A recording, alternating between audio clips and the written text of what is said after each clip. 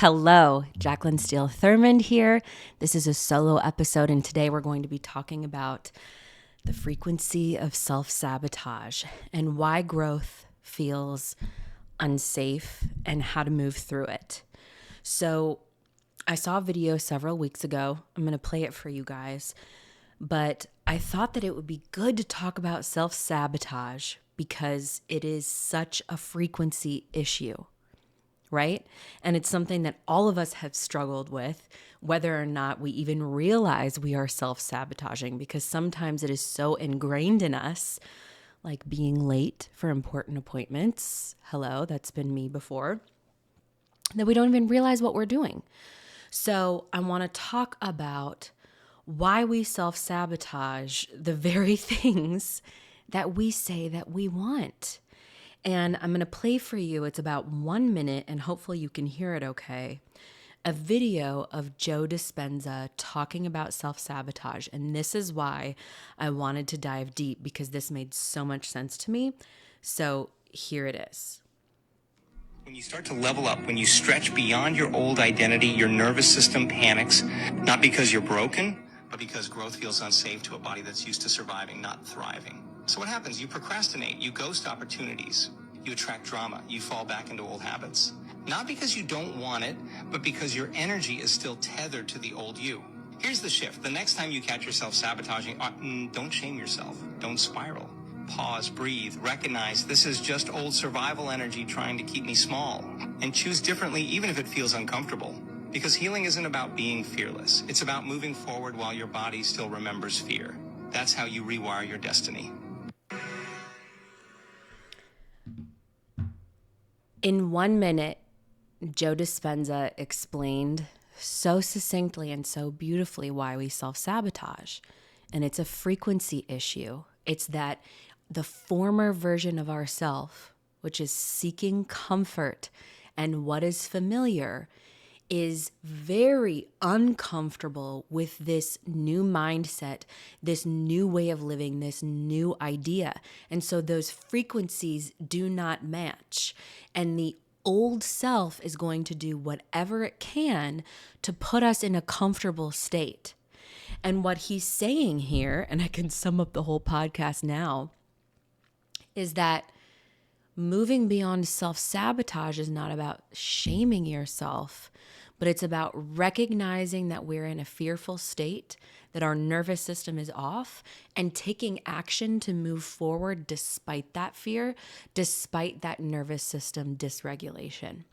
So I want to go into this a little bit more and start off by saying, if you self-sabotage, you are human, you are not broken. You are just expanding beyond what your body thinks is safe, right? This is a biological reaction. This is something that humans have done for years and years and years. When we feel unsafe, we self-sabotage or we do whatever we need to do in order to feel safe and regulate ourselves however we've regulated ourselves in the past. But if we are growing, if we are expanding, we have to move beyond those limiting habits, even if they served us for a little while. So I want to go through several different sections in this podcast episode. And the first one I want to discuss is why we self-sabotage, okay? And I touched on this, but the subconscious mind is wired to seek the familiar. When we are in an expansive state, whether we're moving, starting a new job, starting a business, entering a new relationship, our subconscious mind is wired to seek what is comfortable. For instance, I have several friends who are single, and some of them are dating, some of them are not, but I've heard all kinds of stories. And in those beginning stages, more often than not, there is so much fear in the new relationship around trust, around follow through, around et cetera, et cetera, et cetera, because the person, and I'm speaking for my friends, their nervous system is not used to being in a relationship. They feel dysregulated, therefore they feel fearful, and their subconscious mind tells them, hey, You need to be fearful right now because you're stepping into new territory. And some of those relationships should not be explored, right? But many of them should. But we have to understand, are we self-sabotaging right now? Or are we actually listening to a legitimate red flag, right? And I want to tie in frequency here. So low frequency states, fear, doubt, they are energetically safer for people stuck in survival mode. So again, going back to a new thing, you're in an expansive state. Are you moving? Are you starting a new business? Are you going to have a child for the first time? Are you dating someone new? Ask yourself, do I feel like I'm in survival mode right now? Am I having a lot of fear and doubt because my nervous system is just so set on this frequency of survival? If that's the case, then moving forward despite that fear is the antidote, okay?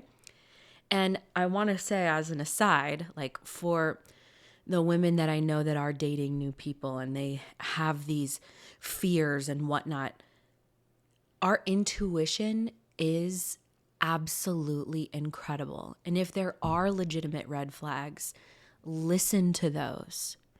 But if someone is doing what they're saying they're going to do, they're showing up, their character is in alignment with their words, in general, that's a pretty trustworthy person. So I'm getting a little off topic here, but it's important to recognize what is a legitimate red flag and what is just our nervous system telling us, you're unsafe because you're in new territory. All right. So I'm going to share a personal story about when self-sabotage kicked in right as a big shift or a breakthrough was happening. This happened last summer. My husband and I were on the verge of selling Villa Secreta, which was the biggest real estate deal we had done up until this point. We'd worked so hard on it. It was my first giant design job as an interior designer. We had so much money in it. There was so much money tied to it every single month just to pay the mortgage and pay different investors who were part of the deal. And up until the point we signed the papers to sell it, I kept telling myself this sale is going to be amazing. Whoever is going to live here is going to love this home. We poured so much love into this. I just have full faith this house is going to sell and it's going to be incredible. The minute we signed the papers, but before closing, which there was about 3 to 4 weeks in between those, I started self-sabotaging myself like crazy in between. I went from super high stress situation where I was regulating myself and taking really good care of myself and giving myself positive affirmations to those 3-4 weeks in between where I allowed fear to completely dysregulate me physically and mentally. I felt so nervous that this closing was going to fall through, that we were going to have financial ruin, that we were going to X, Y, and Z, worst case scenario after worst case scenario. And it completely threw me off track for those 3 weeks. I got a little work done, but it was not the kind of high frequency work I like to be putting out because I allowed myself to self-sabotage my mindset that I had been working so hard on the months before. And what I realized was I was terrified to move, or my subconscious was terrified to move into a state of abundance. When we sold Villa Secreta, it was the biggest sale and biggest profit we had ever made. And up until that point, Sam and I have been entrepreneurs for years. We were kind of always in survival mode. Yes, we have had abundance. Yes, we have been able to afford some nice things, but there's always been that mental sacrifice of how are we going to make it work? What's next? How can I fit this in? What do we do here? And constant motion and thought and dysregulation in our nervous systems because we've always been cutting it so close. And the sale of Villa Secreta ushered in, or was going to usher in, a totally different way of living. We were going to be able to pay off our debt, the debt that we had accrued remodeling this house. We were going to be able to pay our investors handsomely for investing with us. And we were going to be able to move forward without the weight of how are we going to pay things next month for a while. And what I realized was I was scared of that piece. I was scared of that monetary reassurance because I had not experienced that since I was a kid living with my parents before they got divorced. And so it was a totally different way of living from this survival mode that I was used to. And it took me recognizing that that was the basis of my fear. That was the root of my fear. What am I going to do with all of my time and energy now that it's not being shoved into survival mode, but that I can actually expand and be more creative and add more value and think about higher level things beyond survival? And when I recognized that I was self-sabotaging because I was afraid of this new way of living, it allowed me to calm down a little bit and go, this is just unfamiliar territory, but this is ultimately the best thing. This is what I want. I want to have a peaceful, abundant life where I can show up as the highest version of myself, not in survival mode all the time. And that allowed me to go, okay, this is unfamiliar territory, but each day I'm going to take one step forward and just see what happens and see how it feels. Okay, next section of this podcast, I'm going to call survival mode versus thriving mode. Our nervous systems resist change, even positive change, because we haven't experienced it before, right? We're going to be a beginner in a new chapter of our lives. And just like a child learning their ABCs for the first time, we don't expect them to understand it and be able to utilize it within 10 minutes, right? It takes repetition, it takes practice, it takes time. We have to give ourselves the same. We have to allow ourselves the freedom to go, hey, this feels weird. Why am I feeling this way? Could I think a better thought here? Could I bring in a new affirmation that serves me better in this situation?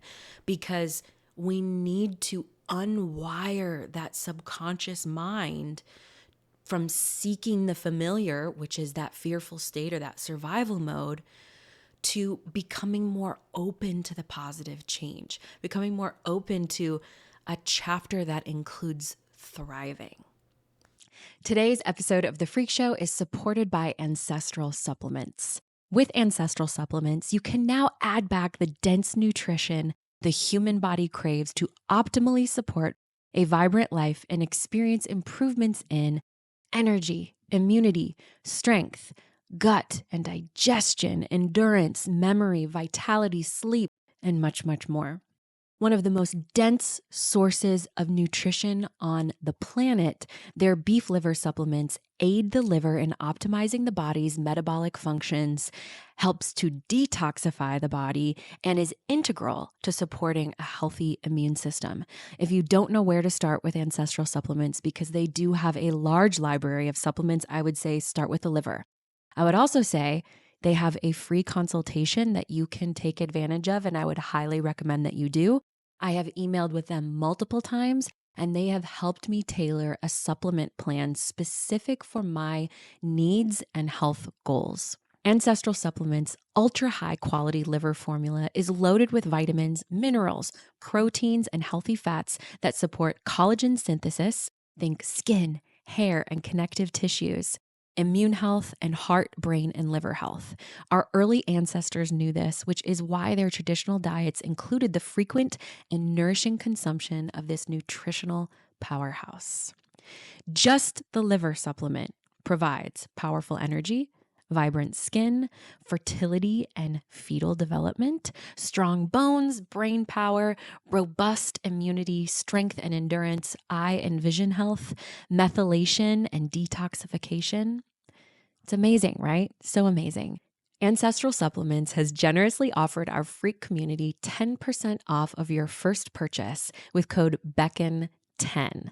Again, that's code BECKON10, BECKON 10 at ancestralsupplements.com for 10% off your first purchase. I know you are going to love this supplement company as much as Sam and I do. I have my mom on the supplements. I occasionally open the capsules and sneak some of the nutrition into my son's food.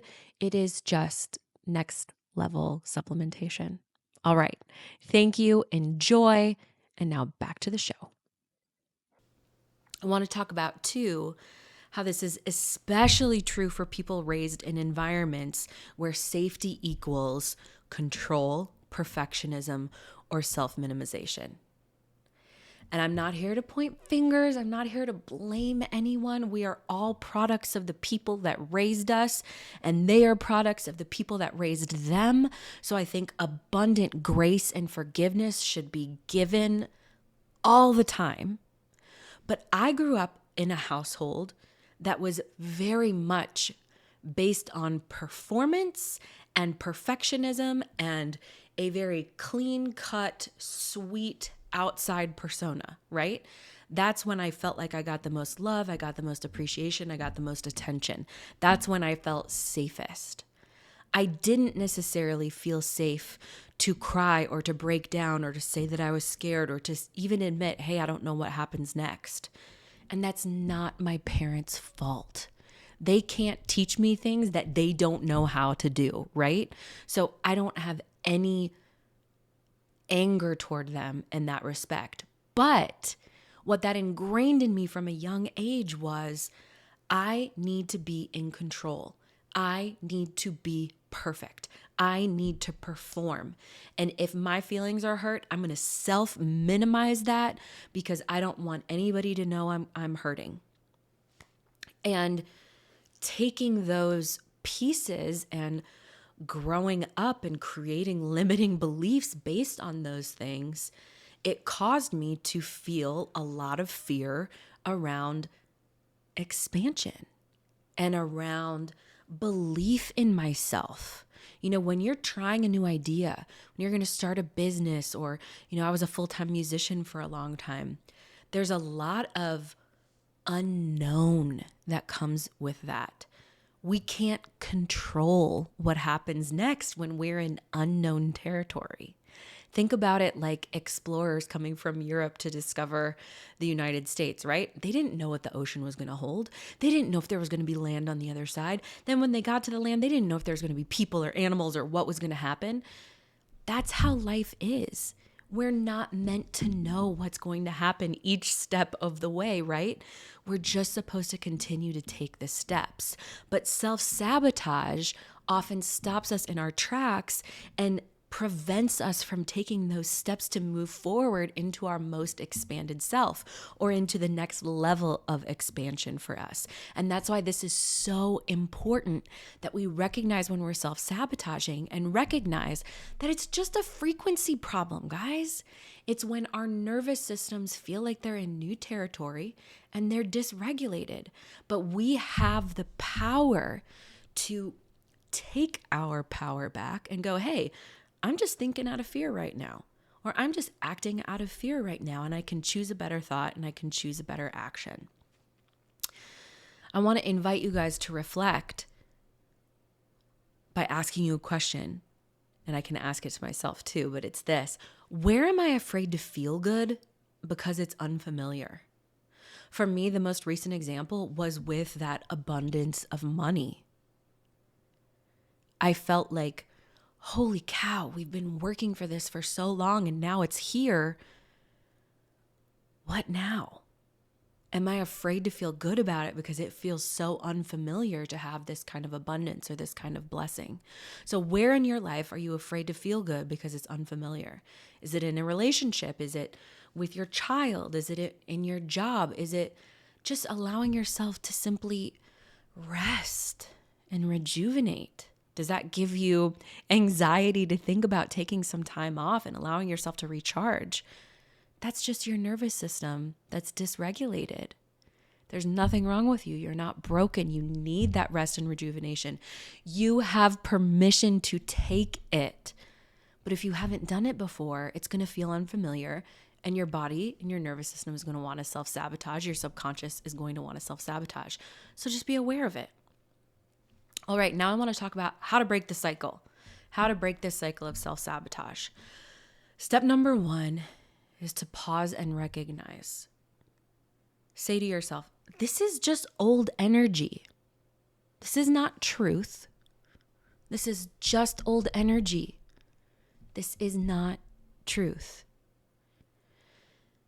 Feel that sensation in your body.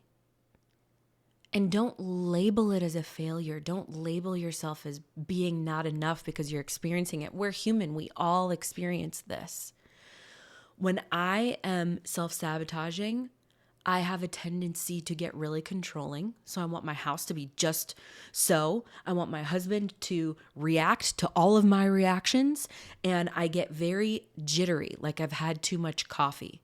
And it's this anxious energy of I'm out of control. I'm out of control. I don't know what I'm going to do. I don't know what I'm going to do. That is my sensory feeling of self-sabotage. And that's when I know it's coming on. So step 1, pause and recognize.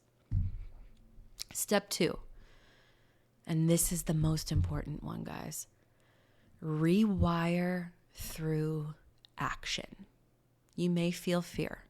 You may feel doubt. That's normal. Join the club.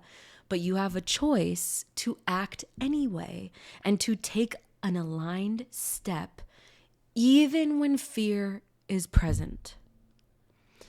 Repetition is the key to reconditioning.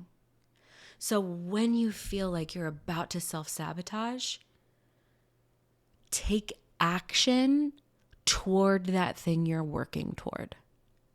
So in my case last summer, when I felt myself self-sabotaging my mindset and spiraling into fear, I would stop and say, no, this is just old energy. This is not what is true. And I invite a feeling of peace and security. Yes, it's unfamiliar.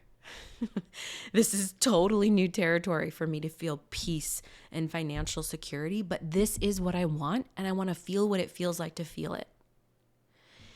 And the more you step into that new feeling, the more familiar it becomes, and so the self-sabotage becomes less and less and less and less and less. If, for instance, going back to the dating relationship example, you are in a relationship where that person, their words and their actions are lining up. They're a person of integrity. You see them to be the kind of person that you dreamed of being with, but you're feeling that unfamiliar feeling and you're feeling that sabotage coming up. The action in that instance would be, I'm going to go on this next date. You don't have to marry them. You don't have to commit long term, but you say, I'm going to go on this next date, or I'm going to get on the phone call and have a conversation. I am going to take that next step that feels scary despite the fear. If you are starting a business or acting on an idea you have and you feel the self-sabotage coming up, you feel fear, you feel doubt, take the next right step. Make the phone call. Make a business plan. Ask ChatGPT, hey, what do I need to do next to expand this idea, to expand this business plan? Like, how can I continue to move forward despite the fear? The antidote to self-sabotage is action. And again, repetition is the key to reconditioning. So every time you take action, despite fear, despite self-sabotage, despite doubt, you are reinforcing to your nervous system this new way of being. Then 3, in the how to break the cycle phase of this podcast, is use frequency tools. You can use a tuning fork. You can listen to frequencies online. You can go into our Freak app, which has all of it in one place, and listen to some calibrations, whether they just be frequency music or frequency music combined with Sam's or my voice. We have so many beautiful calibrations in our library. I'm looking at them right now. You can look at them by frequency, by activity. We're going to have a new section for children so that children can experience frequency and just the beauty of it. But I'm looking in the frequency section right now, and you can tune to joy, to self-worth, to creativity, to optimism, to abundance, to passion, to strength, to expansion, to manifestation. We have so many beautiful categories in here. And that frequency, the actual tones of the frequency react with the water in our bodies, right? And change how we feel. And then the messages combined with that will reinforce new ways of thinking. So frequency tools are great. Just to reiterate that whole process. Step 1 is to pause and reflect. Step 2 is to rewire through action. And step 3 is to reinforce those things with frequency tools. A couple more things I want to talk about before we wrap up is belief and identity work. The identity we hold influences the frequency we emit. If you are living out of old energy, you are living out of an old identity. If you are ushering in a new version of yourself, I encourage you to act like that person now. Start thinking those thoughts now. Start speaking those words now. Start feeling those feelings of abundance and financial security and being in a great relationship and having a thriving business now. Get your nervous system used to it, right? I also want to discuss how affirmations, visualizations, and embodiment can help create safety in the unfamiliar. It's like preparing for this new expansion. Have visuals of what you want your life to look like. Have affirmations of how you want your life to feel. Have embodiment sessions with yourself where you go through this new version you're becoming and prepare your nervous system for that expansion. That will also decrease the self-sabotage. Growth isn't about being fearless. It's about moving forward despite the fear, just like Dr. Joe Dispenza said. Here's your high frequency homework. Next time you catch yourself spiraling, pause and say, this is just survival energy. I choose differently. This is just survival energy. I choose differently. And if you're watching on video, I'm putting one hand on my belly and one hand on my heart.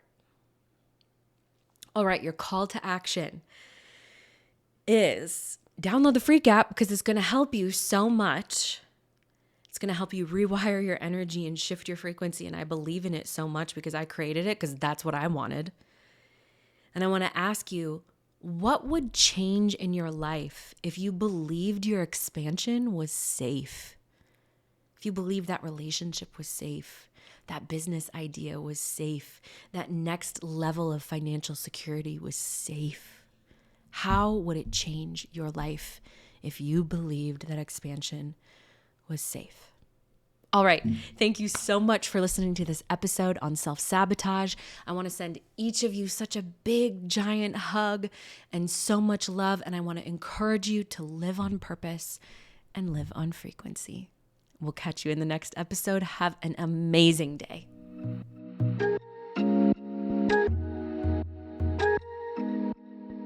Thank you so much for listening to The Freak Show with Sam Thurmond and me, Jaclyn Steele Thurmond. We would love to connect with you via our website, beckonliving.com, and on social media. You can find us on Instagram and TikTok at Beck and Living, and you can join our email list to receive uplifting messages, podcast and business updates, and discounts on high-frequency products just for our freaky community. Cheers to high-frequency living.